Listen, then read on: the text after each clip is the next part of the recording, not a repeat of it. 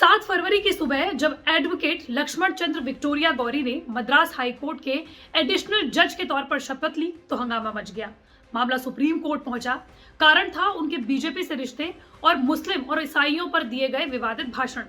High court के कुछ वकीलों ने गौरी की सिफारिशों का विरोध करते हुए कहा कि विक्टोरिया गौरी की नियुक्ति न्यायपालिका की स्वतंत्रता को कमजोर करेगी। अब तक मद्रास हाई कोर्ट की वकील रही लक्ष्मण चंद्र विक्टोरिया गौरी के हाई कोर्ट में अतिरिक्त न्यायाधीश के रूप में शपथ लेने से पहले ही कई वकील और लेफ्ट पार्टियां उनका विरोध कर रहे थे।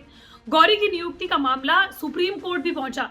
इस मामले में 7 फरवरी को सुबह सुनवाई भी हुई। हालांकि सुप्रीम कोर्ट ने इससे जुड़ी याचिकाओं को सुनने से इनकार कर दिया। लेकिन विक्टोरिया गौरी का विरोध आखिर हो क्यों रहा है वो भी आपको जान लेना चाहिए। तो बता दें कि वकील रही लक्ष्मण चंद्र विक्टोरिया गौरी का विरोध इसलिए किया जा रहा है क्योंकि वो कुछ समय पहले तक खुद को बीजेपी महिला मोर्चा का राष्ट्रीय महासचिव बता चुकी हैं। 8 अक्टूबर 2010 को उन्हें केरल बीजेपी महिला मोर्चा का इंचार्ज बनाया गया था। इसके अलावा 2014 के आम चुनावों में वो तमिलनाडु में बीजेपी के लिए प्रचार कर चुकी हैं और कई अलग अलग राज्यों में भी वो बीजेपी के लिए प्रचार कर चुकी हैं। डिजिटल समाचार वेबसाइट क्विंट की रिपोर्ट बताती है कि क्योंकि सुप्रीम कोर्ट कॉलेजियम की सिफारिश को मंजूरी के लिए केंद्र सरकार के पास भेजा जाता है, इसलिए आरोप लग रहा है कि मद्रास हाईकोर्ट के जज की नियुक्ति का राजनीतिक झुकाव हो सकता है। यही नहीं, गौरी अल्पसंख्यकों यानी मुस्लिमों और ईसाइयों के खिलाफ कथित हेट स्पीच के लिए भी कई बार आलोचनाओं में आ चुकी हैं। दोनों धर्मों पर मद्रास हाईकोर्ट की जज गौरी वकील रहने पर कई विवादित बयान दे चुकी हैं। आर्टिकल 14 नाम की वेबसाइट के मुताबिक गौरी ने बयान एक बार दिया था कि अगर इस्लामिक आतंक हरा आतंक है तो ईसाई आतंक सफेद आतंक है। इसके अलावा उन्होंने ये भी कहा था कि दोनों धर्म धर्मांतरण विशेष रूप से लव जिहाद के संदर्भ में समान रूप से खतरनाक है। लेकिन विवादित बयानों की फेहरिस्त यहाँ खत्म नहीं होती। गौरी कथित रूप से ये भी कह चुकी हैं कि भरतनाट्यम को ईसाई गीतों के लिए नहीं करना चाहिए। भगवान नटराज के आसन की तुलना ईसा मसीह के नाम से कैसे की जा सकती है। उनके ये बयान बहुत पुराने नहीं हैं, बल्कि 2012 से 2018 के बीच के हैं, जिस पर उस वक्त भी काफी विवाद हुआ था। लेकिन विक्टोरिया गौरी कौन है ये भी जान लीजिए। वो तमिलनाडु में स्वतंत्र कार्यालय बनाने वाली पहली महिला वकील रही हैं, जिन्होंने 1995 में मदुरै लॉ कॉलेज से LLB किया। इसी साल से गौरी ने मद्रास हाईकोर्ट में प्रैक्टिस करनी भी शुरू कर दी थी। 2006 में उन्होंने मद्रास हाईकोर्ट की मदुरै खंडपीठ में प्रैक्टिस करनी शुरू कर दी थी। इसी दौरान वी विक्ट्री नाम से उन्होंने एक लॉ फर्म बनाई जो काफी लोकप्रिय हुई।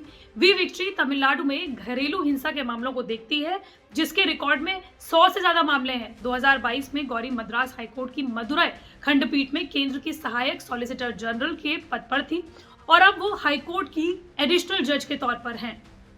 बहरहाल 30 जनवरी को जब इलाहाबाद, कर्नाटक और मद्रास हाईकोर्ट के कुछ वकीलों को अतिरिक्त न्यायाधीश के तौर पर नियुक्ति दी गई तो उसी में से एक नाम शामिल था लक्ष्मी चंद्र विक्टोरिया गौरी का।